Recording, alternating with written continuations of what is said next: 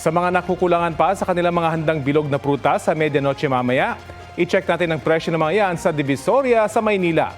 At may ulat on the spot si Oscar Oida. Oscar! Yes, Rafi, dito nga sa may Divisoria, particular sa may CM Recto, kanto ng Tabora Street, ramdam na ang New Year countdown, pero hindi mga ingay ng paputok ang maririnig, kundi yung mga tawaran at kaluskos ng mga plastic bag ng mga mamimili. Kung abala na nga ang lahat sa pamimili ng kanilang mga pampaswerteng prutas dahil alam naman natin kapag medianoche ng Pinoy, hindi pwedeng mawala ang bilog, matamis at makintab na prutas para raw swerte ang buong taon. Sa mga pwesto rito, makikita ang samot-saring prutas na handa sa salubong ng bagong taon. May mangustin na nasa 200 pesos ang isang kilo, dalandan na nasa 80 pesos lang ang kilo at chiko na nasa 120 pesos ang presyo. May ubas na umaabot sa 244 ang isang kilo, orange na 5 piraso sa halagang 100 piso at peras na 4 na piraso sa 100 din. Apple na 4 na piraso sa 100, pakwan na nasa 70 pesos ang isa, melon na nasa 50 pesos at sugar kyat na 100 pesos ang isang kilo. O di ba, kompleto agad ang pang New Year na pampaswerte. May mga mamimiling namamakyaw para sa isang bilihan na lang, pero meron din namang patingi-tingi. Sakto lang sa kasya ng bulsa at sa laman ng pitaka. Biro ng ilan, naubos na raw ang aginaldo nila noong Pasko. Parang paputok, isang putok, wala na. Pero kahit ganon, todo ngiti pa rin ang mga mamimili habang pinipili ang kanilang pampaswerte. Sa uli, mahalaga raw na kahit papano ay may maiahanda para sa pagsalubong ng bagong taon dahil para sa mga Pinoy, hindi lang ito tungkol sa swerte, kundi sa sama-samang pag-asa na mas magiging masagana ang darating na taon. Rafi? Maraming salamat sa iyo, Oscar Oida.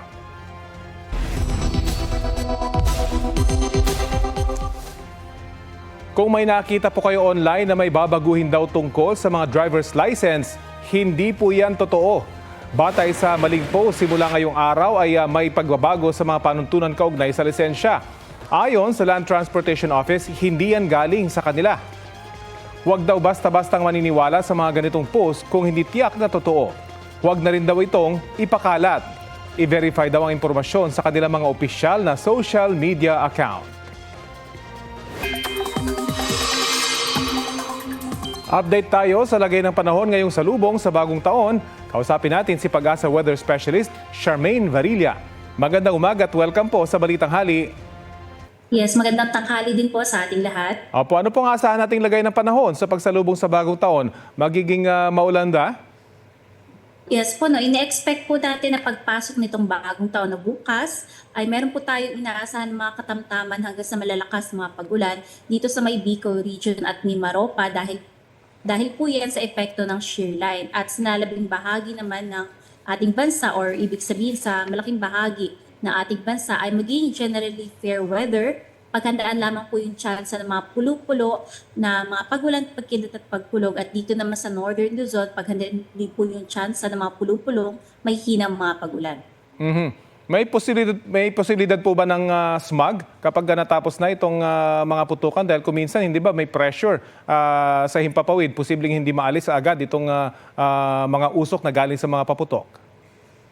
Yes po, lalong-lalo na po pag madamig po yung madaling araw, ay nagiging stable po yung hangin natin. Kaya more on yung mga smoke ay nagre-reside lang malapit sa surface po natin. Kaya po kapag inaabisuhan po natin yung ating mga kababayan na kung maaari po i-limit po yung paggamit ng paputok dahil napakadelikado po sa ating mga kalusugan, lalong-lalo na po kapag malalanghap ng mga kabataan, maging yung mga meron na pong immunocompromised na ating mga kababayan po.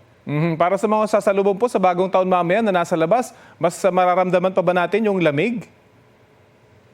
Yes po, na-expect pa po natin yung pagbaba ng temperatura, especially nga po this coming month ng January na kung saan maaaring mag-peak yung ating northeast monsoon at dito nga po sa mountainous areas sa Luzon, posible pa pong bumaba yan up until 7.5 degrees Celsius.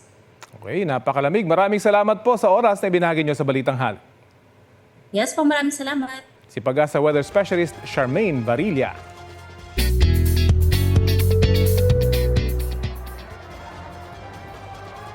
Abiso po sa mga motorista, sarado po ang ilang kalsada dito sa paligid ng Mall of Asia Complex para bigyang prioridad ang Kapuso Countdown to 2026 at ang Grand Mascot Parade. Kabilang dyan ang northbound lane sa Seaside Boulevard. Sarado yan hanggang 1 a.m. ng January 2, 2026 sa Biyernes. Ang southbound lane naman po ay hanggang tanghali ng January 1 sarado. Pinapayuhan ng mga motorista na gumamit ng alternatibong ruta para iwasan ng delay at traffic congestion.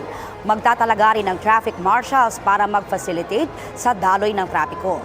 Samantala sa mga pupunta po at makikisaya sa Kapuso Countdown to 2026, paalala po na 6 p.m. magbubukas ang gates. 10:30 p.m. naman ang main program na mapapanood din sa GMA. Free admission po ito o wala pong bayan. Kaya see you later po mga mari at pare! Ready na ang The Constellation Ball na bahagi ng taunang tradisyon sa Times Square sa New York sa Amerika. Taon-taon ginagawa sa Times Square ang ball drop bilang selebrasyon ng bagong taon. Kahapon, nagkaroon na ng test run para riyan. Para sa 2026, gagamitin ang pinakamalaking Times Square ball sa kasaysayan ng tradisyon. Meron niyang mahigit 5,000 crystals at LED lights. Sa England naman sa United Kingdom, inihahanda na rin ang nasa 12,000 fireworks para sa New Year celebration. Masisilayan yan sa paligid ng Thames River at London Eye.